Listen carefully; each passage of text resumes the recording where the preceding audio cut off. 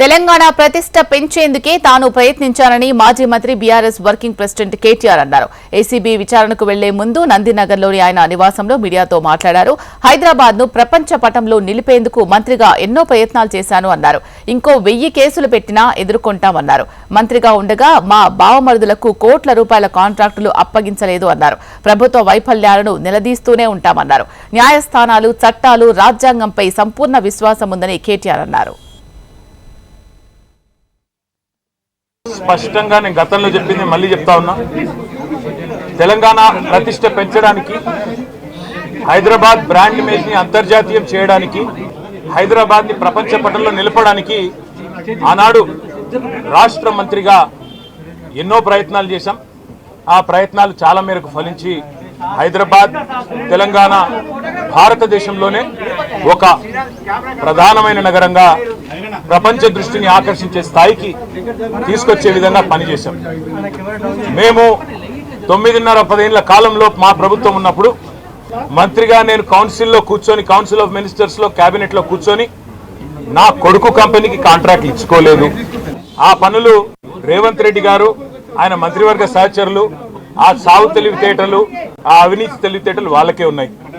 నేను 50 లక్షల రూపాయలతో ఎమ్మెల్యేలను కొనుగోలు చేయడానికి పోయి దొరికిపోయిన దొంగను కూడా కాదు. నేను నిఖార్సైన తెలంగాణ బిడ్డను. ఏ పని చేసినా తెలంగాణ కోసం, హైదరాబాద్ ప్రతిష్టను పెంచడం కోసం చేశాను. అర పైసా అవినీతి కూడా నేను చేయలేదు, చేయబోను. ఇవాళ కొంతమంది అర్థమయ్యి కాని వాళ్ళు, తెలిసి తెలియని వాళ్ళు ఏదో కొంత బురద జల్లి తాత్కాలికంగా మీడియా మేనేజ్మెంట్ ద్వారా రాజకీయ పబ్బం గడుపుకోవాలనుకునే కాంగ్రెస్ వాళ్ళకి నేను చెప్పేది ఒకటే, నిజం నిలకడ మీద తెలుస్తుంది. ఎట్టి పరిస్థితుల్లో మా దృష్టి ఏదైతే కేంద్రీకరించబడిందో దాని నుంచి తప్పించలేదు. మేము మాట్లాడుతూనే ఉంటాం, కొట్లాడుతూనే ఉంటాం. గత సంవత్సర కాలంగా విద్యుత్ ఛార్జీలు పెంచవద్దని కొట్లాడింది టీఆర్ఎస్. లగచర్లలో నువ్వు రైతులను జైల్లో పెడితే అడ్డుకున్నది టీఆర్ఎస్. నువ్వు హైడ్రా పేరిట ఇండ్లు కూలగొడితే అడ్డుకున్నది టీఆర్ఎస్. 6 గ్యారంటీల అమలు నువ్వు చేయకపోతే నిలదీసింది అడిగడుగున కేసీఆర్ బృందం.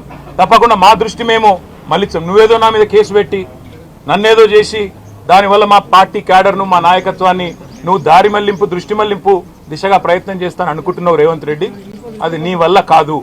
ముమ్మాటికి నువ్విచ్చిన 420 హామీలు ప్రశ్నిస్తూనే ఉంటాం. నువ్వు ఎన్ని కేసులు పెట్టినా, ఇది కాదు ఇంకో 100 పెట్టుకో, ఇంకో 1000 పెట్టుకో, ఎదుర్కొంటాం. న్యాయస్థానాల మీద, ఈ దేశంలోని చట్టాల మీద, భారత రాజ్యాంగం మీద మాకు సంపూర్ణమైన గౌరవం, సంపూర్ణమైన విశ్వాసం ఉంది. నువ్వు ఏ ప్రశ్నలన్నా అడుగు, సమాధానం మా కాడ ఉంది. ఎందుకంటే మేము నిజాయితీగా ఉన్నాం. నీలాగా లుచ్చ పనులు చేయలేదు, నీలాగా తుచ్చపు పనులు చేయలేదు, చేయబోము. నికార్సైన తెలంగాణ బిడ్డగా, కేసీఆర్ గారి రక్తం పంచుకొని పుట్టిన కేసీఆర్ కొడుకుగా చెప్తా ఉన్నా, తెలంగాణ కోసం అవసరమైతే చస్తాను తప్ప ఎట్టి పరిస్థితుల్లో ఇట్లాంటి లుచ్చగాళ్ల ముందు మాత్రం తల వంచను. తప్పకుండా కొట్లాడుతూనే ఉంటా, పోరాడుతూనే ఉంటా. తెలంగాణ జయించేదాకా, ఈ కాంగ్రెస్ కబంధ హస్తాల్లోంచి తెలంగాణ బయటకు వచ్చేదాకా కొట్లాడుతూనే ఉంటాను, ప్రతిజ్ఞ చేస్తా ఉన్నా. Thank you.